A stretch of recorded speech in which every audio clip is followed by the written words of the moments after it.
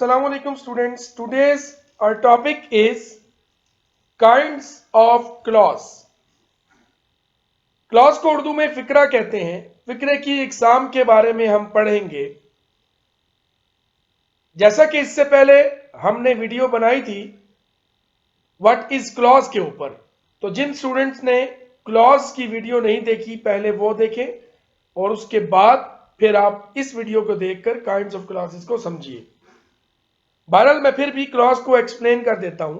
A group of words that contain a subject and a predicate. अल्फाज का मजमुआ जो subject और प्रेडिकेट पर मुश्तमिल हो वो क्लॉज कहलाता है. And clause is a part of a sentence. और क्लॉज जो है ये जुमले का पार्ट होता है, हिस्सा होता है. और क्लॉज किस पर मुश्तमिल होता है? कौन से अल्फाज होते हैं? वो सब्जेक्ट और प्रेडिकेट होते हैं. और सब्जेक्ट क्या है? The doer of an action is called subject. काम करने वाला सब्जेक्ट होता है. और प्रेडिकेट क्या है? Those words which tell something about subject. ऐसे अल्फाज जो सब्जेक्ट के बारे में कोई खबर दें वो प्रेडिकेट कहलाते हैं. तो आइए अब हम काइंड्स ऑफ क्लॉज को स्टडी करते हैं. A sentence may consist of one or more than one clause. एक जुमला एक या एक से ज्यादा क्लॉज पर मुश्तमिल हो सकता है. For example, the baby was playing with a toy. तो इस मिसाल में जो बेबी है ये हमारा सब्जेक्ट है. राइट? इस जुमले में सिर्फ एक ही सब्जेक्ट है, वो है baby. And was playing with a toy ये हमारा प्रेडिकेट है. सब्जेक्ट क्या है? Baby.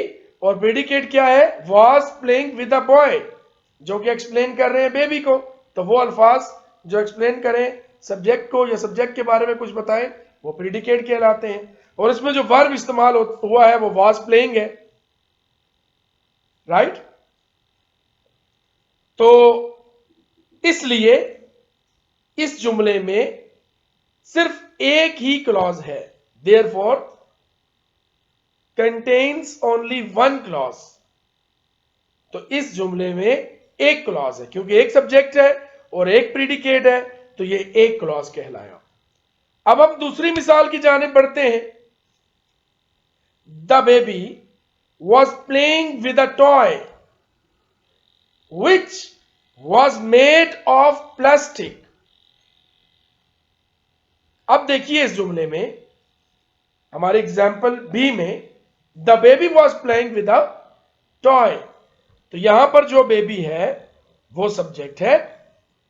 Was playing with a toy ये हमारा प्रेडिकेट है. और उसके बाद जुमला आगे चल रहा है. विच सब्जेक्ट है. Was made of plastic. अब यहां पर जो वॉज मेड ऑफ प्लास्टिक जो है ये हमारा प्रेडिकेट है. राइट? नाउ नोट कीजिए जो जुमले का पहला हिस्सा है makes complete sense by itself. The baby was playing with a toy ये हमारा कंप्लीट सेंस दे रहा है पहला हिस्सा. और जो दूसरा हिस्सा है it does not give us complete sense. ये जो क्लॉज है ये मुकम्मल सेंस नहीं दे रहा. मींस कि वो क्या कह रहा है? Which was made of plastic. तो यहां पर हमारे पास जो सब्जेक्ट है वो विच है और प्रेडिकेट है वॉज मेड ऑफ प्लास्टिक. तो सेकंड वाला जो है ये एक एडजेक्टिव क्लॉज है जो कि क्वालिफाई कर रहा है, जो क्वालिफाई कर रहा है टॉय को, कि वो टॉय जो है जो बच्चा खेल रहा था उस टॉय से, तो वो टॉय किस चीज से बना है? वो प्लास्टिक से बना है. तो यहां पर विच जो है ये सब्जेक्ट है, और वाज मेड ऑफ प्लास्टिक, विच किसकी बात कर रहे हैं, was made of plastic toy की बात कर रहे हैं। तो इसलिए ये एक एडजेक्टिव क्लॉज है जो कि क्वालिफाई कर रहा है, क्वालिफाइज कर रहा है नाउन को, और नाउन यहां पर क्या है, वो टॉय है। लिहाजा हम कह सकते हैं कि जो हमारा the baby was playing with a toy, ये हमारा मेन क्लॉज है या प्रिंसिपल क्लॉज है, ठीक है। और जो पार्ट 2 है उसी का, which was made of plastic, ये डिपेंडेंट क्लॉज है या सबऑर्डिनेट क्लॉज है, क्योंकि इट डिपेंड ऑन क्लॉज 1, ये पहले वाले क्लॉज पर डिपेंड कर रहा है, राइट। दोबारा समझिएगा कि जो हमारे एग्जाम्पल बी है इसमें दो क्लॉजेज हैं। एक क्लॉज में बेबी सब्जेक्ट है, was playing with a boy with a toy, ये हमारा प्रीडिकेट है, और फिर विद सब्जेक्ट है और वाज मेड ऑफ प्लास्टिक। लेकिन पहला जुमला मुकम्मल हमें सेंस दे रहा है, दूसरा जो है वो एडजेक्टिव है, क्वालिफाइज कर रहा है नाउन को, मतलब कि वो डिपेंडेंट है। और जो हमारा क्लॉज आजाद होता है या मेन होता है तो उसको हम प्रिंसिपल या मेन क्लॉज कहते हैं। और जो ऐसे अल्फाज या ऐसा क्लॉज जो कि डिपेंड कर रहा हो दूसरे पर, तो वो हमारा क्या कहलाता है, डिपेंडेंट क्लॉज या सब ऑर्डिनेट क्लॉज कहलाता है। तो लफ्ज डिपेंडेंट का मतलब यह है कि डिपेंड करना किसी और पर, ठीक है। तो which was made of plastic, ये डिपेंड कर रहा है टॉय पर, तो इसलिए ये डिपेंडेंट क्लॉज है या सबऑर्डिनेट क्लॉज है।